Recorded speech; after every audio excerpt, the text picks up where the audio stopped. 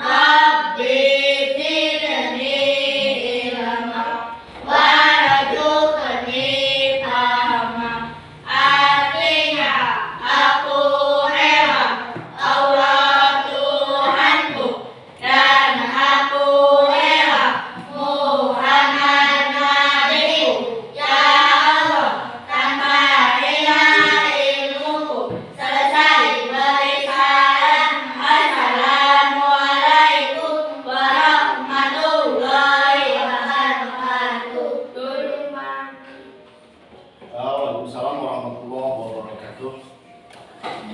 Untuk selanjutnya, kita perlu akan mengecek kehadiran kalian satu persatu.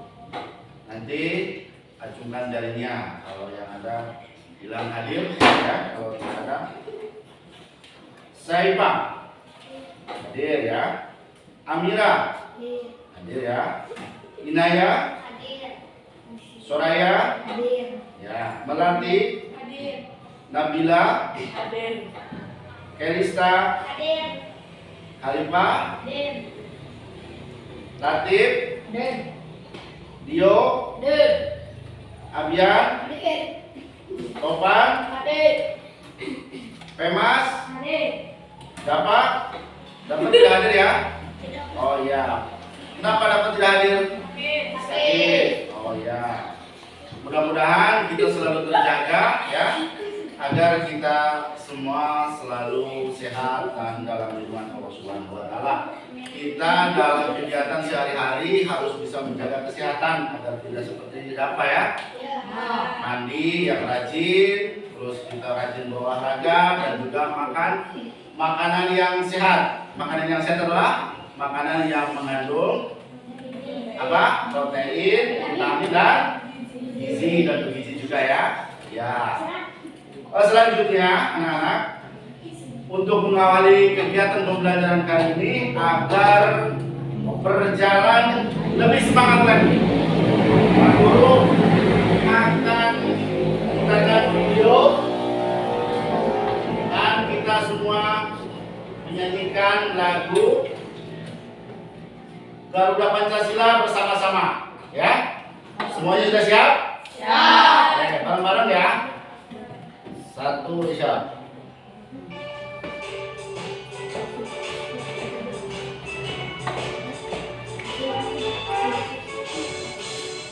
Garuda Pancasila, aku telah mendukungmu. Patriot proklamasi, sedia berkorban untukmu. Pancasila dasar negara, baratnya dibangun sentosa. Pribadi bangsaku, ayo maju, maju, ayo maju, maju, ayo maju, maju. Sekali lagi. Pancasila, aku telah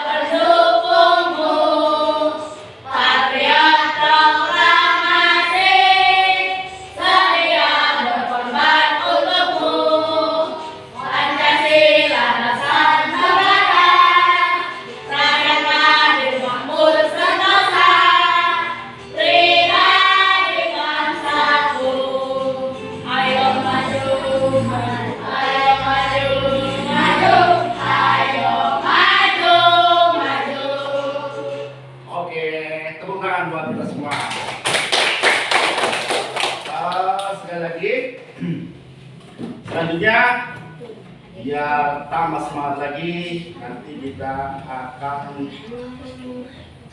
melakukan tepuk 7 kebiasaan anak Indonesia hebat. Sudah siap? Sudah, semuanya. Bareng-bareng sambil tepuk ya.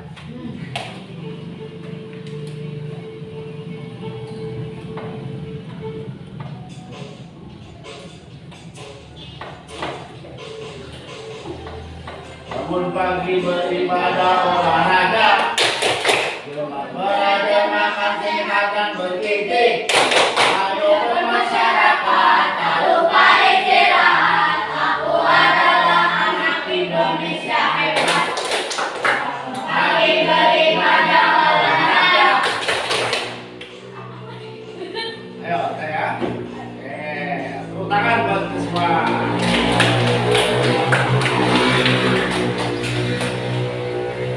Selanjutnya,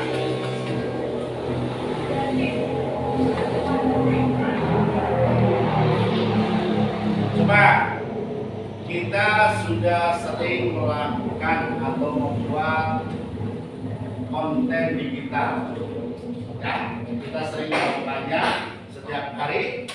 Ada yang pernah melakukannya? Ada yang pernah membuat sebuah video? Pernah? Dan kemudian menguploadkannya? Ada yang pernah? Pernah? Iya, kita pernah menguploadkannya di media sosial. Contohnya apa? Di TikTok. Kita membuat video di TikTok. Ada yang membuat di Facebook, ya kan?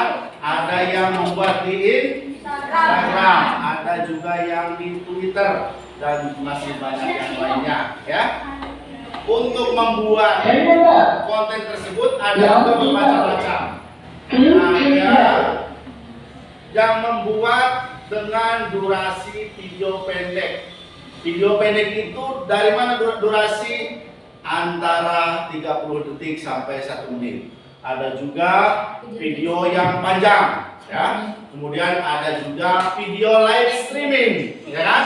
Kita bisa menggunakan HP untuk membuat video dan sebagainya. Nah, sekarang Pak Guru akan memutarkan sebuah video pembelajaran kali ini. Kalian nanti melihat dan menyaksikannya, ya. Dilihat, ditulis apa yang menjadi kata-kata penting, kalimat penting dari video yang akan Pak Guru putarkan.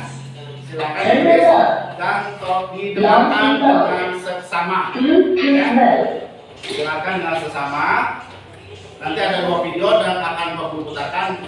Ditulis, nanti silakan kalian mengacungkannya. Nanti Pak Guru kasih suruh membacakannya di depan atlet masing-masing. Paham? Ada pertanyaan? Ya, nanti perhatikan videonya.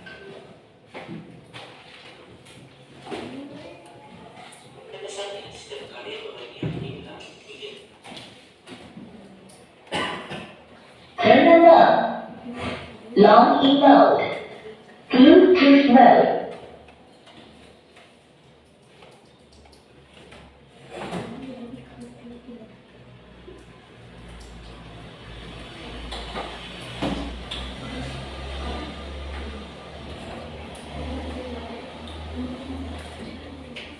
Nanti kalau kalian seandainya mau membuat sebuah video, ya, itu tidak boleh melanggar hak cipta. Hak cipta itu seperti apa? Jadi itu kalau misalkan kita mau membuat video, itu kita tidak boleh ngambil video orang lain. Itu namanya mencuri. Atau film dari yang punya hak ciptanya kita ambil dan kita upload ulang, itu tidak boleh. Melanggar hak cipta, dan nanti kamu bisa dikenakan biaya ataupun nanti kamu juga bisa terkena pidana atau sanksi, misalkan harus membayar denda. Maka dibahas secara besar apa itu hak cipta. Ditulis yang penting-pentingnya. Misalkan contoh yang terakhir. Ini penting terutama bagi kamu yang bekerja sebagai kontributor, bekerja jasa desain, membuat lagu, atau yang berhubungan dengan sebuah karya.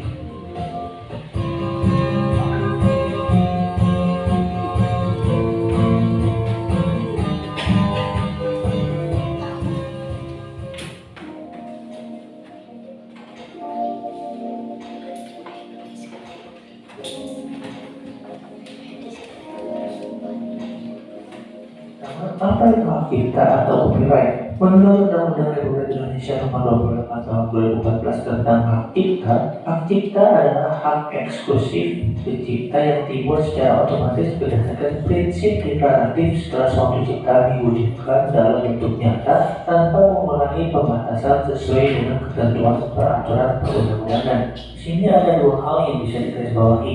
Yang pertama, hak eksklusif pencipta yang timbul secara otomatis. Hal ini berarti ketika seseorang membuat suatu karya, secara otomatis seseorang tersebut memiliki hak cipta atas karya tersebut. Kedua adalah setelah suatu ciptaan diwujudkan dalam bentuk nyata, lalu ciptaan apa saja yang termasuk dalam bentuk nyata tersebut. Pasal 40 terdapat 19 poin mengenai ciptaan yang dilindungi oleh undang-undang. Di antaranya adalah buku, ceramah, alat peraga, lagu, drama, karya seni, potret, jemahan, kompilasi, pembinaan video, program komputer, dan lain sebagainya. Lalu, apa saja hasil karya yang tidak dilindungi oleh kita? Yang sudah disebutkan di atas, itu hasil karya yang belum diwujudkan dalam bentuk nyata. Contohnya, ide, prosedur, sistem, metode, konsep, prinsip, temuan, atau data, ataupun alat atau benda yang diciptakan hanya untuk menyelesaikan masalah teknis atau yang bentuknya hanya ditujukan untuk keperluan fungsional. Di kata lain, misalnya ada dua orang yang sama memikirkan ide yang sama untuk sebuah film. Orang yang pertama belum mewujudkannya dalam bentuk nyata, misalnya dalam bentuk skrip atau sebagainya, dan kalau orang yang kedua sudah mewujudkannya dalam bentuk nyata, maka secara otomatis hak cipta akan jatuh kepada orang yang kedua dan tidak bisa dikategorikan sebagai plagiat. Namun ada juga suatu karya yang tidak memiliki hak cipta, misalnya syarat, aturan perundang-undangan, pidato kenegaraan, putusan pengadilan, dan kitab suci atau simbol keagamaan. Lalu jika melihat satu pasal di bawahnya, ada perbuatan yang tidak dianggap sebagai pelanggaran hak cipta. Di sini ada 5 poin yang bisa teman-teman baca. Dan sebagai informasi, hak cipta memiliki masa waktu. Dalam pasal 58, hak cipta dan ciptaan bisa berlangsung selama 70 tahun, 50 tahun, dan juga 25 tahun. Seseorang yang memiliki hak cipta berhak untuk memberikan izin ataupun melarang seseorang untuk menggunakan karyanya tersebut dalam bentuk apapun. Lalu apa saja contoh dan bentuk pelanggaran hak cipta? Maka pada kenyataannya banyak sekali orang-orang yang melanggar hak cipta, entah karena memang wajar ataupun mungkin belum tahu bahwa perbuatannya melanggar hak cipta. Beberapa contoh sederhana adalah misalnya pasang cache dari sebuah handphone. Tentu kalian pernah melihat custom cache yang seperti ini. Dalam contoh kali ini adalah custom cache yang membuat gambar dari logo klub sepak bola. Untuk mendapatkan gambar logo tersebut, hampir bisa dipastikan logo tersebut didapatkan dari asal download dari internet. Misalnya ini. Ini bisa menjadi pelanggaran hak cipta jika gambar-gambar tersebut dipergunakan untuk keperluan komersial atau suatu kegiatan yang mendatangkan keuntungan. Tindakan pelanggaran hak cipta jika gambar-gambar tersebut dipergunakan untuk keperluan komersial tanpa seizin dari pihak terkait. Dalam contoh ini adalah dari pemegang cipta logo tersebut. Itu yang sama bisa terjadi dalam bentuk beda lain. Misalnya contoh kaos custom. Contohnya adalah seperti kaos custom seperti ini. Itu merupakan karya yang dapatkan kaos seperti ini didapatkan dengan cara yang sama dan tanpa seizin pemegang hak cipta. Hal ini berlaku untuk semua jenis gambaran yang terdapat pada internet. Itu harus diperhatikan bagaimana penggunaan dari gambar tersebut. Kalau ini misalnya gambar seperti ini, berbentuk gambar di barusan, gambar ini memiliki hak cipta dan tidak bisa digunakan untuk keperluan komersial tanpa izin dari pencipta gambar tersebut. Lalu bagaimana dengan lagu? Apa contoh paling mudah dari pelanggaran sebuah cipta terhadap sebuah lagu? Contoh paling mudah adalah sebuah lagu yang kemudian di-upload ke YouTube. Tentu salah satu tujuan mengupload cover lagu ke YouTube adalah tujuan komersial, dalam hal ini adalah AdSense. Secara hukum atau tanda putih, perbuatan tersebut adalah pelanggaran hak cipta, namun tidak mendapatkan izin dari pencipta lagu tersebut. Dalam Undang-Undang Republik Indonesia Nomor 19 Tahun 2002 Cipta Pasal 49 disebutkan bahwa pelaku memiliki hak eksklusif untuk memberikan izin melarang pihak lain yang tanpa persetujuannya membuat, memperbanyak atau menyiarkan rekaman suara dan atau gambar pemilikannya. Ini juga berlaku untuk produser rekaman suara. Jadi sekali lagi, jika seseorang mengcover lagu dan menguploadnya untuk tujuan komersial tanpa izin pihak lain, itu merupakan salah satu contoh dari pelanggaran hak cipta. Di luar sana tentunya masih banyak contoh-contoh lain yang bisa dikategorikan sebagai pelanggaran hak cipta. Lalu apa yang harus dilakukan agar tidak melanggar hak cipta? Yang pertama adalah meminta izin kepada pengguna hak cipta, memberikan royalti, mencantumkan sumber di mana kalian mendapatkan karya tersebut, atau jika berhubungan dengan gambar, bisa menggunakan gambar dari situs-situs yang memang menyediakan gambar gratis yang bisa bebas digunakan. Misalnya dari situs Pixabay. Situs ini menyediakan gambar yang bisa teman-teman gunakan untuk keperluan komersial. Jika dilihat salah satu gambar di sini, terdapat tulisan free for commercial use, yang artinya bebas digunakan untuk keperluan komersial. Namun di sini teman-teman harus teliti karena ada pembatasan di mana gambar ini bisa digunakan untuk keperluan komersial. Jika tidak berlanjut, terdapat beberapa larangan yang harus dipatuhi ketika menggunakan gambar tersebut. Dalam contoh ini adalah seperti 4 poin berikut ini. Setiap website tentu memiliki kebijakan sendiri. Seperti contohnya situs bibit.com. Untuk menggunakan gambar dan situs ini diwajibkan untuk memberikan kredit di mana kalian mendapatkan gambar tersebut. Contohnya misalnya seperti ini.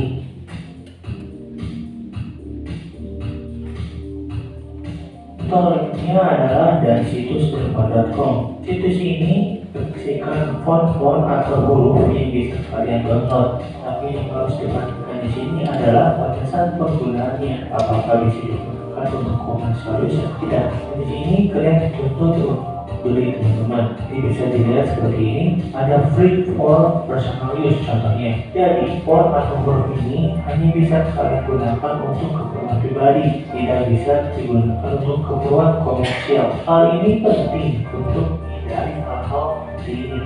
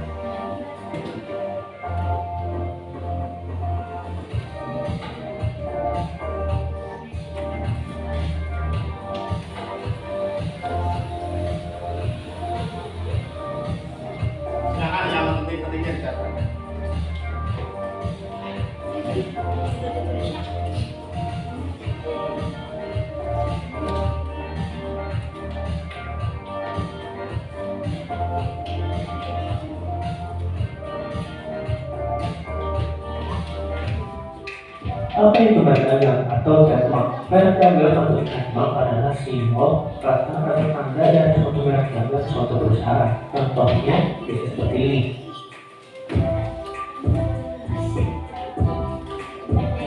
Jika kalian punya sebelum tersebut, kalian tentu sudah tahu apa barang yang mereka jual. Kenapa produk ini tanpa seizin pemilik hak cipta untuk keperluan komersial merupakan contoh pelanggaran hak cipta.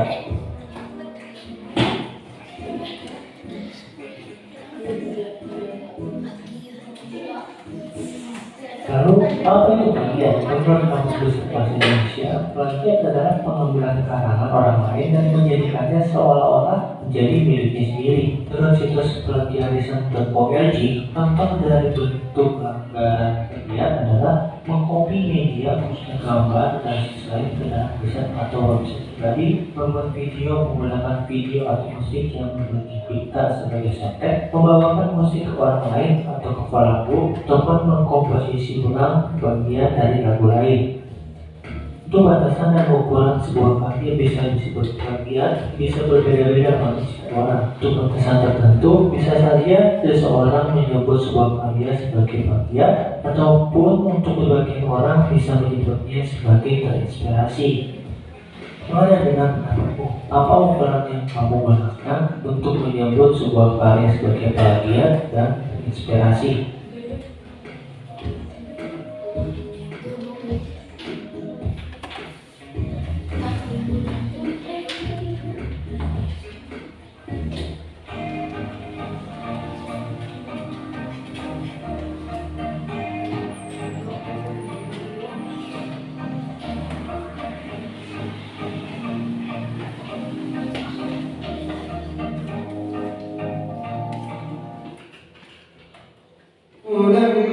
منهم يتلو عليهم آياتك ويعلمهم